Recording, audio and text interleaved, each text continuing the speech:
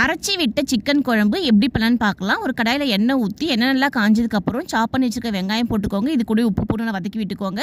Mixie ஜாரில் இஞ்சி, பூண்டு, பச்சை மிளகா, மிளகு, ஜீரகம், பெருஞ்சீரகம், வெங்காயம், லவங்கம், அன்னாச்சி மூக்கு, ஏலக்காய் இதெல்லாம் போட்டிருக்கேன். இதெல்லாம் போட்டு நல்லா அரைச்சிட்டு இது கூடவே விழுது போட்டுக்கலாம். விழுதை போட்டு நல்லா வதக்கி விட்டுக்கலாம்.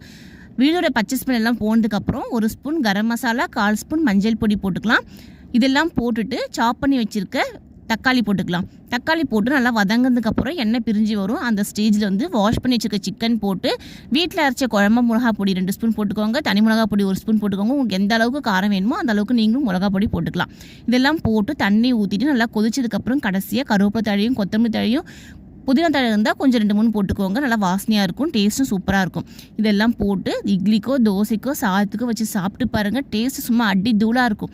நீங்களும் ட்ரை பண்ணி பாருங்கள். நம்ம வீடியோ ஃபஸ்ட் டைம் பார்க்குறீங்கன்னா மறக்காமல் சப்ஸ்கிரைப் பண்ணிக்கோங்க. தேங்க்யூ.